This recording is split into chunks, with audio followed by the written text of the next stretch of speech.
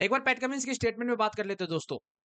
Sunriser Hyderabad साल 2025 के IPL के प्लेऑफ में नहीं पहुंच पाई और कहीं न कहीं मैं मानता हूं पैट कमिंस जो है ना, उन्होंने इस टीम को बड़ा ही लाइटली ले लिया, अपनी टीम की ताकत को।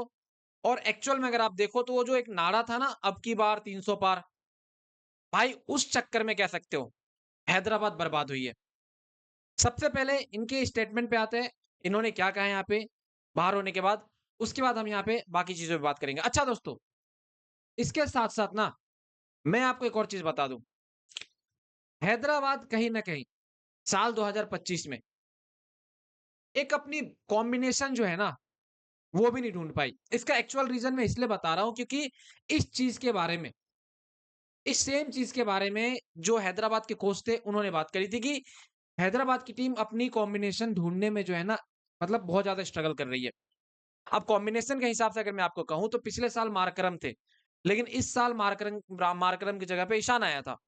वहीं पे अगर आप देखो तो पिछले साल नीतीश कुमार रेड्डी कुछ अलग पोजीशन में बैटिंग करते थे और इस साल जो है उसको चेंज किया गया था। तो वो कॉम्बिनेशन बनाते-बनाते जो है टीम ही बाहर हो गई भाई। तो ये एक बड़ा मेजर फैक्टर है हैदराबाद के बाहर होने का। वहीं पे प्लेयर ने तो परफॉर्म किया ही नहीं है, 300 पार वाले नारे पे। एंड भाई ये मैं कहूँगा अगली अगली बार से कहीं न कहीं हैदराबाद को इस चीज़ पे जो है वो फ़ोकस नहीं करना चाहिए कि हमें 300 रन करना है, हमें 300 रन करना है। उस चक्कर में ही हैदराबाद आ रही है। ख़ैर पैट कमिंस से पूछा गया तो पैट कमिंस ने एक्चुअल में यहाँ पे रीज़न बताया कि भाई हैदराबाद जो है हारी क्यों। और मेरे को ना सच्ची बात बताऊँ, मेरे को पैट कमिंस की ऑनेस्टी बहुत ज़्यादा पसंद आती है। अगर कोई प्लेयर परफ़ॉर्म ना करे, तो ये डायरेक्ट मुँह पे कह देता है कि भाई ये प्लेयर जो है परफ़ॉर्म नहीं कर रहा है। या फिर अगर ये खुद भी परफ़ॉर्म ना करे, तो इसलिए खुद जो है मुँह पे कह देता है कि भाई ये मैं परफ़ॉर्म नहीं कर रहा हूँ। ख़ैर अगर मैं आपको बताऊँ, तो सबसे पहले इन्होंने तो अपने बारे में बात की है, जहाँ पे इन्होंने कहा है, कि यार मेरी अगर मैं टीम की बात करूँ तो सबसे बड़ा कल्प्रिट तो मैं ही हूँ। ये खुद को लेके कहते हैं कि भाई as a captain, as a bowler मैंने टीम के लिए उतना बड़ा इस साल योगदान नहीं दिया, जो एक कैप्टन को लीडिंग फ्रॉम द फ्रंट करना चाहिए। ये खुद कहते हैं कि ये जो है अपने आप को ब्लेम करते हैं इस साल के सीज़न की फेलियर के लिए। क्योंकि ये दोनों ही चीज़ एग्ज़ीक्यूट नहीं कर पाए, ना इनसे ढंग से कैप्टेंसी हो पाई और ना ही ढंग से जो है बॉलिंग हो पाई। और ये बात सही भी है दोस्तों, अगर आप देखो तो पैट कमिंस बहुत ज़्यादा एवरेज बॉलर लग रहे थे। मतलब जितना जितना इनका कैपेबिलिटी है क्रिकेट में, उतनी दिखी नहीं इस साल।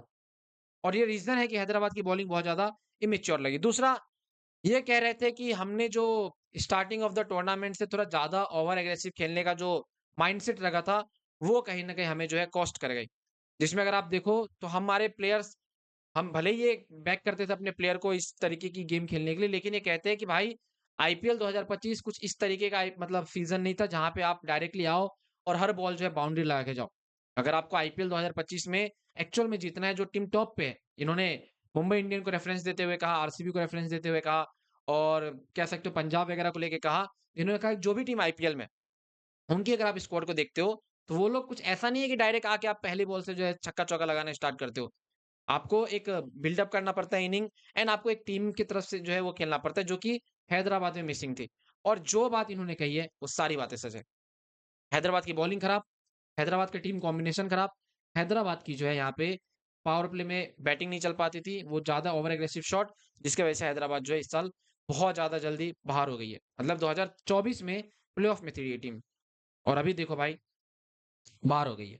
तो कहीं न कहीं भाई बुरा लगता है और फाइनल खेला था 2024 में भाई, कोई मामूली बात नहीं है। लेकिन पैट कमिंस ने आश्वासन दिया है कि अगले साल जब ये आएँगे, फुल फ़ोर्स के साथ में आएँगे और कुछ अलग करने के लिए जो है वो उतरेंगे।